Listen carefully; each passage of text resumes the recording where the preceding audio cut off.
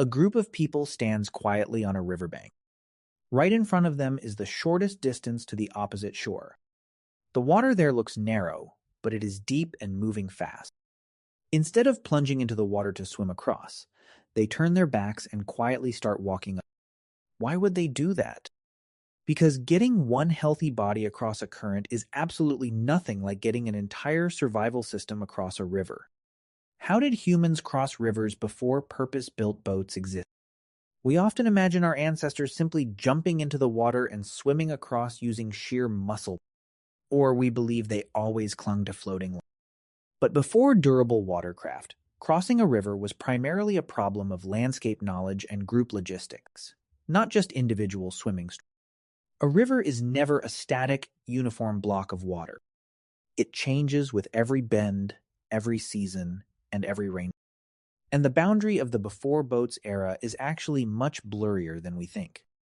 To understand how humans conquered the water, we need to break this process down into a 6-step mechanism. The first step is reading the water. Before a foot even touches the surface, they have to observe and evaluate. How deep is this current? How fast is it moving? Is the riverbed made of solid cobblestones or soft, sinking? And just as importantly, does the opposite bank have a steep drop-off, or is there a safe way to climb out? The second step is choosing the timing. You cannot cross a river at just any given moment. They might have to wait for the dry season when water levels drop, or wait for the tide to recede and expose shallow mudflats. The third step is finding favorable geometry. Instead of tackling a massive current head-on, they look for sandbars, islands in the middle of the stream, or braided sections where the river splits. The fourth step is stabilizing the body. When wading into a fast-moving current, a person can use a long stick planted into the riverbed as a third point of contact, helping them resist the push of the water. The fifth step is group organization. Humans rarely wade through a rushing current alone. By locking arms, standing in a line, or connecting their bodies, they create a mass with greater weight and stability against the flow. And the final step is handling the deep section. Only when wading is impossible are they forced to swim short distances or use minimalist floating objects for support. These mechanisms sound perfectly logical, but what does archaeology say about our ancestors' ability to interact with aquatic environments? At Happisburgh in the UK, there is an archaeological site roughly 780,000 to 1 million years old. Researchers found numerous hominin footprints of all different sizes. The context of these footprints is an ancient estuarine mudflat. While it doesn't prove they were swimming across the main channel of a river, it is beautiful evidence showing that very early humans moved, foraged, and lived in a wetland. Throughout the Paleolithic, river systems played incredibly diverse roles. In Europe or the Arabian Peninsula, rivers were sometimes convenient travel corridors carrying abundant resources, but at other times, they turned into formidable natural borders. Walking along a river is entirely different from being forced to cross it. So, did they know how to swim? A comprehensive study of over 900 documents covering more than 50 hunter-gatherer societies shows that swimming and diving skills were extremely widespread alongside other forms of locomotion. However, swimming is a learned skill that depends on exposure to water from a young age.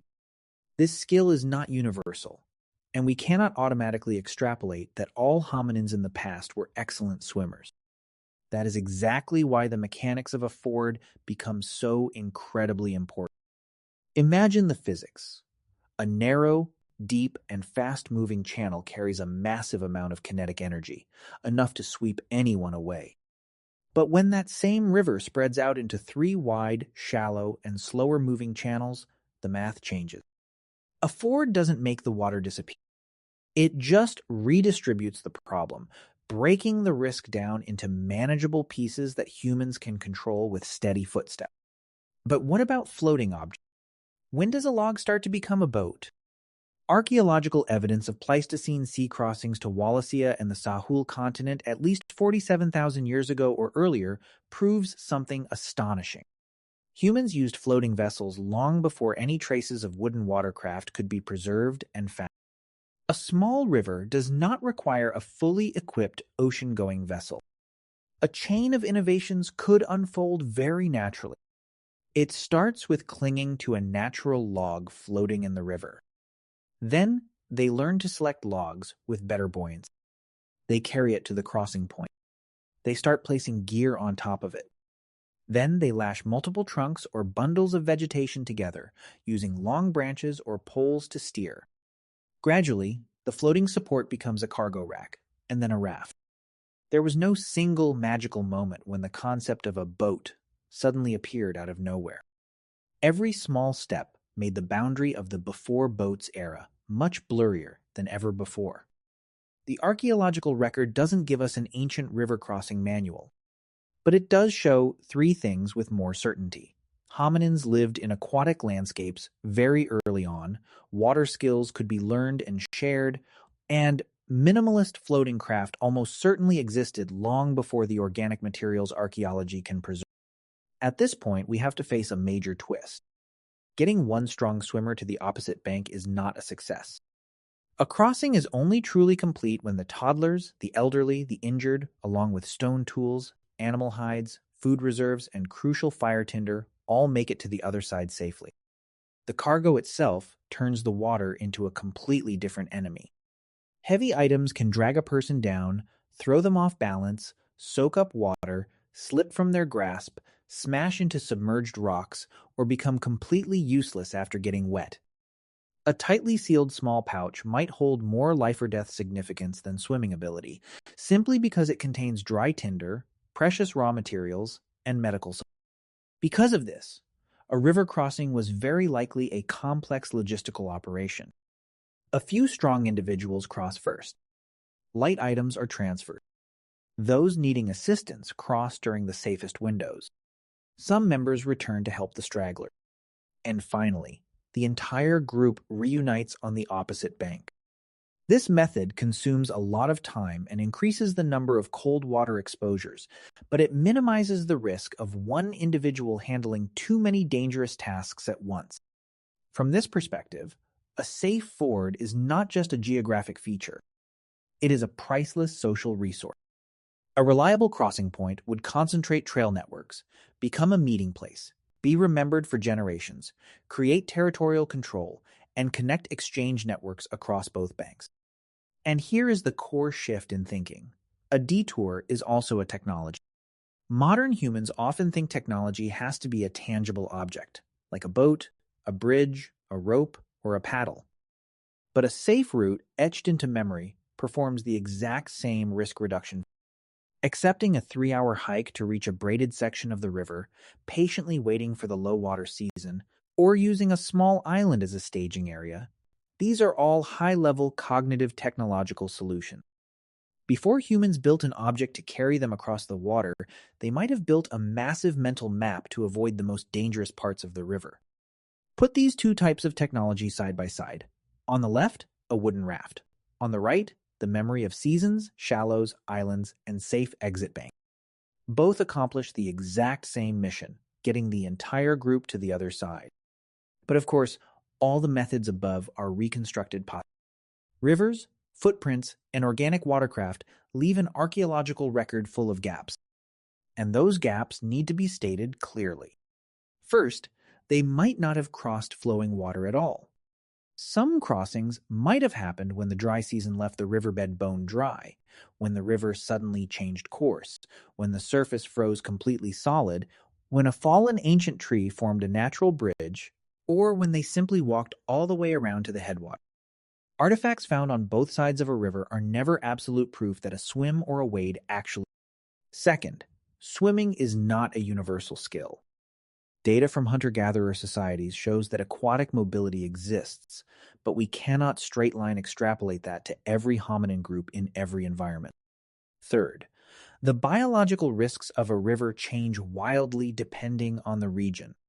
Depending on geography, a river could come with bone-chilling water, countless parasites, dangerous predators, deadly sucking mud, razor-sharp submerged rocks, or sudden flash flood. We cannot lump every river in Africa, Europe, and Asia into the exact same threat scenario. Fourth, Natural floating objects do not automatically provide safety. A drifting log can roll uncontrollably, veer off the intended route, get snagged on obstacles, flip a person underneath it, and is incredibly hard to balance while carrying gear. And finally, organic evidence is ruthlessly biased. The fact that we haven't found ropes, rafts, walking sticks, leather bags, or reed bundles might simply be because they completely decayed over time. Poor preservation does not allow us to freely claim they definitely existed at every river crossing. Rivers constantly erode crossing points, bury surfaces under thick layers of silt, shift their courses for miles, and wipe out all footprints and riverside camps. We can identify strategies that fit the laws of physics, the landscape, and human evolutionary behavior. But we can rarely say with absolute certainty what exact method a specific Paleolithic group used on a specific day. However, even if those specific methods have vanished, the exact same problem our ancestors solved remains completely intact in every river crossing today. A modern hiker can be armed to the teeth. GPS maps, satellite weather forecasts, specialized water shoes, dry bags, and emergency communication devices. But before stepping foot into a rushing stream, they still have to ask the exact same questions our ancestors did tens of thousands of years ago. How deep is the water? How fast is the current? Is the riverbed slippery? Does the opposite bank have a place to climb out? Is there a shallower section upstream? And is the water level rising or falling? Modern survival manuals still emphasize the most ancient rule: find a better location and be ready to abandon the crossing if you feel uncertain. The traces of ancient fords are still visible in our modern landscape. They are where trails converge. They are where bustling settlements grew along the way. They are where sturdy bridges are built right over the exact spots where humans used to wade. This is a profound echo of humanity. Humans usually do not solve danger with direct physical force. Instead, we alter the timing, change the location, and restructure the entire problem before actually stepping into it. This principle holds true for rivers, snowy mountain passes, thin ice, barren deserts, and countless other risks in the modern world. An ancient human tossing a branch into the water to gauge the current, and a modern human checking a water level. The tools have changed, but both are asking the exact same life or death question: what is the river doing? And that is exactly how the group at the beginning of the story finally made it to the other bank.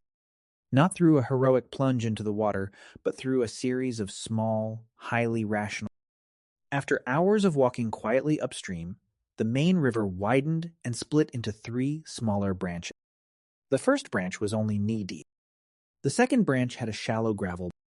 The final branch was a bit deeper, but the distance was very short.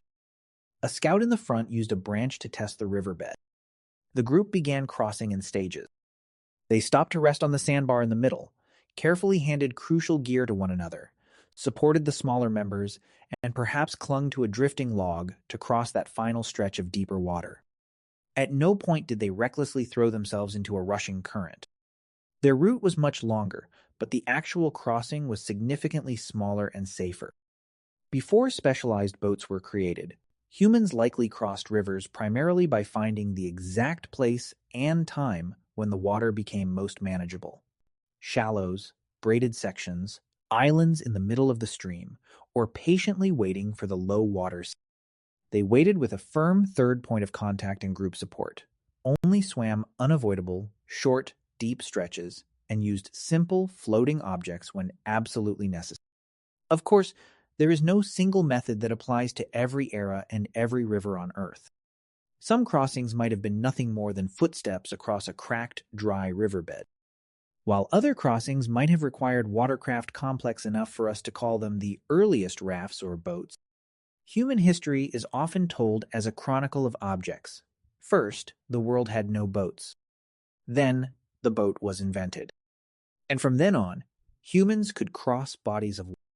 But the actual history is likely a much more continuous, seamless flow. From remembering shallow fords, waiting for the right season, using branches for stability, clinging to floats, carrying floats with them, to eventually lashing them together and steering. The first solution to a river was often not to build a boat. The first and greatest solution was finding the right place and the right time to step into the water. Looking from above, the starting point and the destination of the group were very close, but the actual path they took wound far upstream. Up there, three gentle, small branches of water replaced one deep, violent main current. Before humans learned to bring a boat to the river, they learned to find where the river almost turned back into land.